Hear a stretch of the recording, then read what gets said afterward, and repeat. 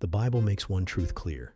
God doesn't pick perfect people for his purposes. He works through deeply flawed individuals, turning their weaknesses into testimonies of his grace.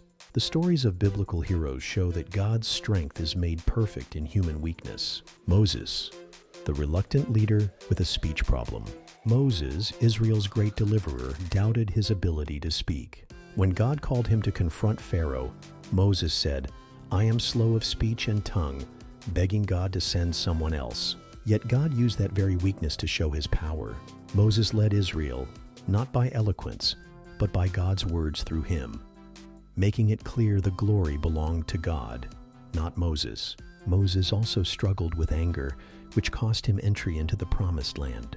Instead of speaking to the rock as God commanded, he struck it twice in frustration. Even so, God still fulfilled his purposes through him. Moses' story proves that flaws don't cancel God's calling. David, the man after God's heart with moral failures. David, a man after God's own heart, committed adultery with Bathsheba and arranged the murder of her husband Uriah. These sins brought tragedy, yet God still used David to establish the royal line of the Messiah. David's failures deepened his dependence on God, inspiring heartfelt psalms like Psalm 51, a profound prayer of repentance. His weaknesses made him more compassionate and taught him that God's mercy is the true foundation of leadership. Solomon, the wisest man who made foolish choices. Solomon asked God for wisdom and became the wisest man alive. But wisdom without humility led to disaster. He married hundreds of foreign wives who turned his heart toward other gods, built pagan shrines, and imposed heavy burdens on his people, leading to the kingdom's division. Even his mistakes played into God's redemptive plan, setting the stage for the Messiah's coming. Solomon's story warns that great gifts still require dependence on God. Paul, the persecutor, turned apostle. Before meeting Christ, Paul hunted Christians, imprisoned them, and approved their executions. Yet God chose him to be the greatest missionary of the early church. His transformation showed that if Christ could save Paul, he could save anyone. Paul still lived with a thorn in the flesh that God refused to remove, teaching him to boast in weakness so that Christ's power might rest on him.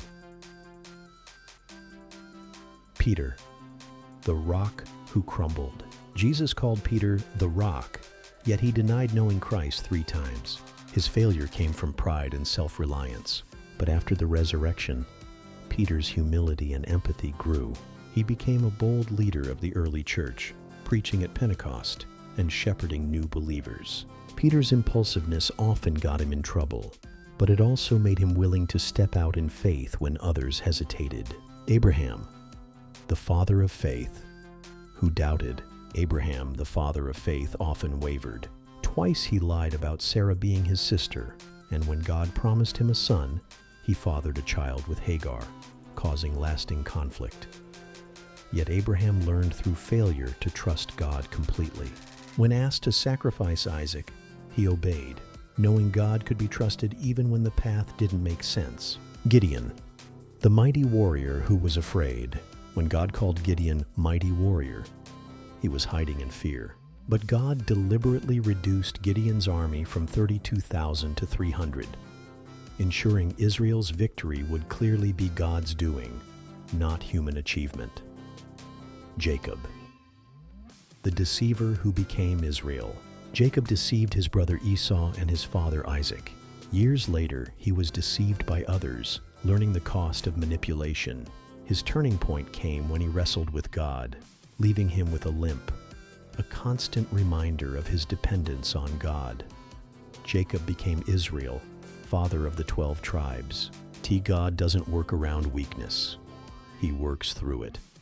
Flaws become the backdrop for his strength. Scripture's honesty about its heroes is meant to encourage us. If God could use Moses the murderer, David the adulterer, Paul the persecutor, and Peter the denier, he can use us too.